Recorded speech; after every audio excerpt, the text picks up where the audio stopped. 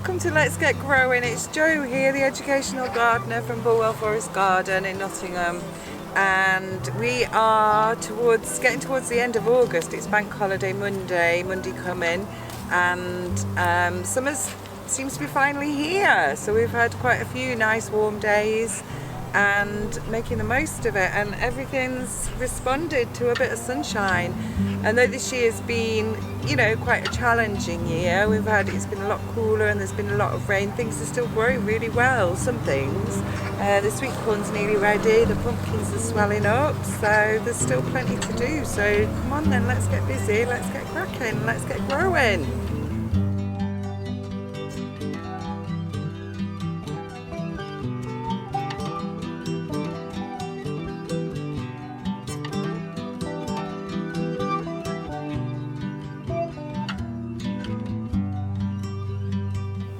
So let's start with this week's packs. So to start with, we're thinking ahead towards next spring. You should have a little tray with 3 wallflower plug plants in. So these are common wallflowers and they will flower hopefully in spring next year. And they look great. They flower about the same time as tulips. So these are common wallflowers, so they should be like yellows and oranges. So the first thing I'm going to do with these is, although they're quite small, I'm going to put them into individual pots because I want them to bulk up a bit before I plant them out for their final flowering destination. So I've taken one out and I'm going to put them into this size pot. So I'm going to put some compost in, nice peat-free compost as ever. And then I'm going to put my plant in the middle. I'm just going to handle it very gently because it's only a young plant. We grew these from some seeds from the garden that we grew, our plants that we grew this year. Or we started off last year. So I'm going to do this with all 3 of them.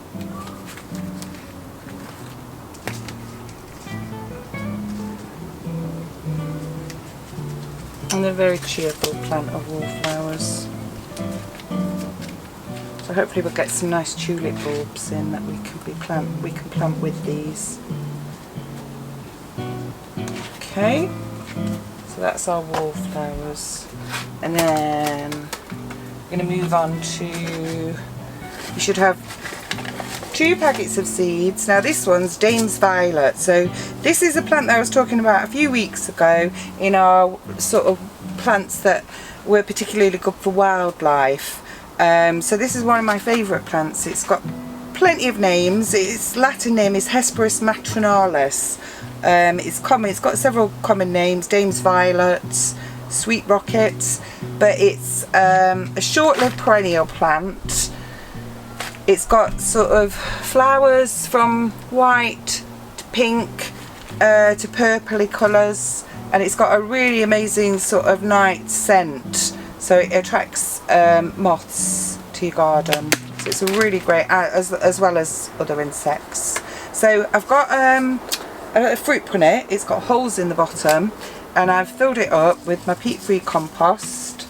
Then these are some seeds that I saved from some plants on my allotment this year. So I'm going to put the seeds out into my palm of my left hand, then I'm going to use my finger and thumb on my right hand just to scatter, to broadcast the seeds quite thinly along the top of the compost.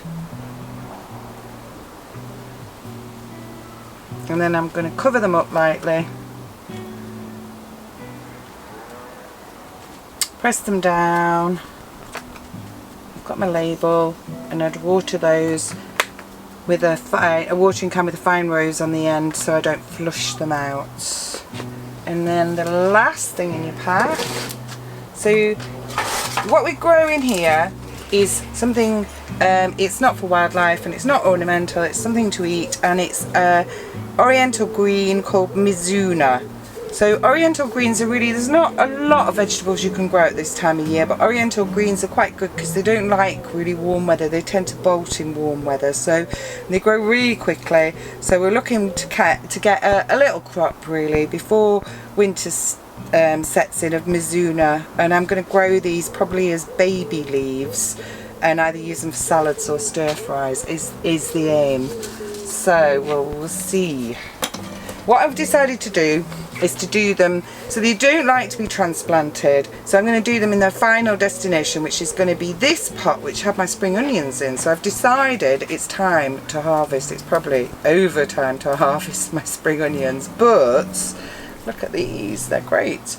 So I can't really eat much of the tops of them, but they've got these really nice sort of white bulbs that'll be great in salads. So I think I've got a really good crop there, considering that I've already harvested some a few weeks ago, but I've decided I'm going to take them all out now and use these, and they'll keep for a bit in the fridge. So yeah, that's quite a good crop there. So I'm going to reuse this. I think I've got them all out of there. And I'm going to just top it up a bit with some of my compost. So I'm going to get my seeds. And again, I'm just going to do the same as I did with the sweet rocket. I'm just going to scatter them or broadcast them on the surface of the compost, trying to spread them out quite thinly. I can always pull a few out to thin them out if there's too many in here.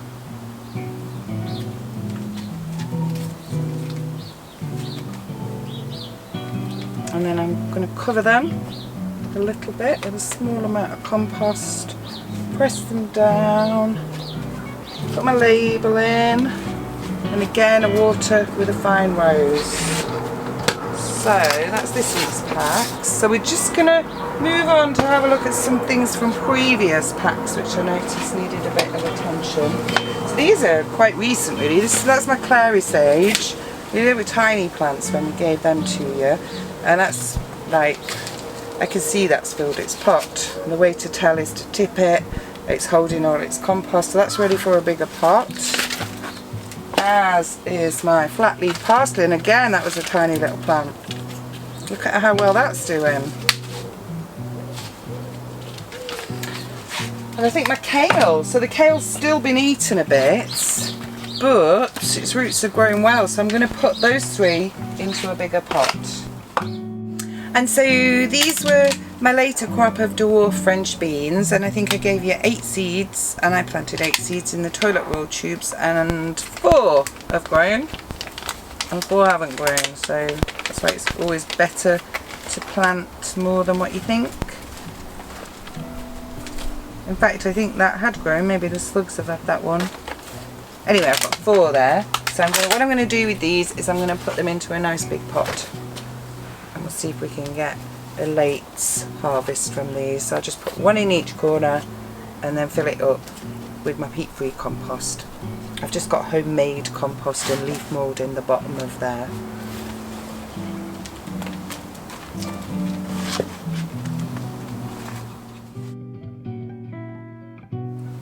So these are my Campion seedlings, which I think are doing really well. So we gave you the seeds a few weeks ago and we sowed them and then pricked them out into these into this tray. And so the next thing I'm going to do with these is I'm going to pot them on into this size pot, because I want them to grow nice and strong before I plant them outside for flowering. And I'm just going to plant these in probably some quite wild bits of the garden. So I'm going to take each plant out individually. I've put some compost in the bottom of my pot. I'm not going to disturb its root system, and I'm just going to put the compost around it like that, and I'm going to do that with all of these.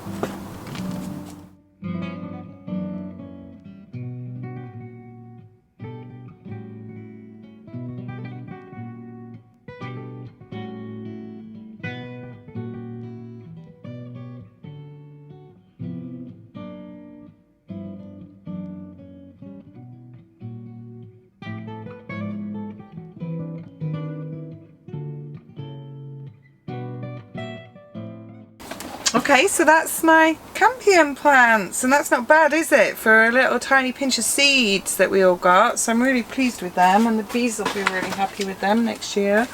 So finally, I just wanted to move on to look at the foxgloves, which we did a few weeks ago, and I don't know, they're just kind of sitting here. So I think, although I would normally say these were too small to handle, it was just when I pricked out the Campions, they just did amazingly well. So I think I've made the decision that what I'm going to do is to try and prick out some of these into individual modules, and we'll see if they develop any quicker. So it's a bit fiddly, they're tiny, so I'm just going to go for the biggest ones. I've got a dibber, or you could use a pencil. I'm just going to take out the biggest ones. I'm going to handle them with their leaves, and that's their root system, and then dib a little hole, put my seedling in, and then put a little bit of compost around it. And I'm going to try and salvage some of these, and we'll see if they pick up a little bit. So that was quite a busy, productive session. So let's move on to have a look at some of our other plants outside and see if there's anything else we can harvest. Okay, and I've been a bit of a neglectful gardener, I think, with some of the plants here. I'm not that happy with some of them. The pak choi is being eaten. I'm going to leave it because it may pick up, and I might just take off some of its munched leaves, and it may pick up, but I think with the weather we've had, the slugs are out in force, so there's nothing much I can do about that. But my lovely gherkin, I have been away for a week in my defence, but look what's happened. So they've gone really beyond it, really, and it's got 2 of these. And that's not really, doesn't do the plant much good when you don't harvest things, because the plant's aim is to go to seed, and so it's kind of, it's done its thing there, so the plant looks a bit sad. But anyway, I've cut them off. I probably won't be able to eat them because they'll be too bitter. The spinach here it's not doing too bad, actually. Some of the leaves have gone, maybe that's because they've got a little bit dried up. I'll take some of the leaves off, but I'm actually, yeah, we'll see what happens with that. And then I think with my carrots, they're a bit dry as well, I can feel by the weight. I think what I'm going to do with these is just take a few out and thin them out, and I can eat these little tiny ones in a salad, and hopefully some of the other ones will get a bit bigger. They were doing really, really well, but then they look incredibly dry in there, to be honest. So we'll thin them out and we'll give them a good water, and I'll put them in with my salad. So as you can see, I have had some failures as well as some good successes, and we were always keen to hear from you about how you're getting on growing at home. And I think was it last week, in the last couple of weeks anyway, Georgia got in touch on the Facebook page and sent us some lovely pictures of her sunflowers opening, and her first crop of dwarf French beans, which we're all very jealous of, because some of our dwarf French beans got eaten by slugs. So anyway, if you've got any stories you'd like to share with us, any pictures, then please get in touch with us on our Facebook page.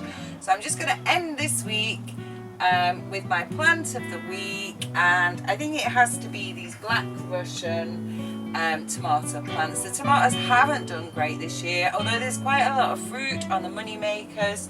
They haven't really ripened up yet, although there still is time.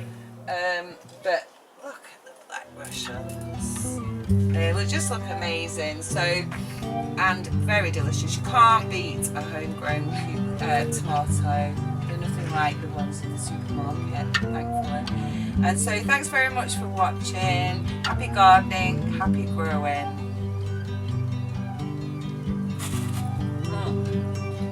Very delicious. Delicious.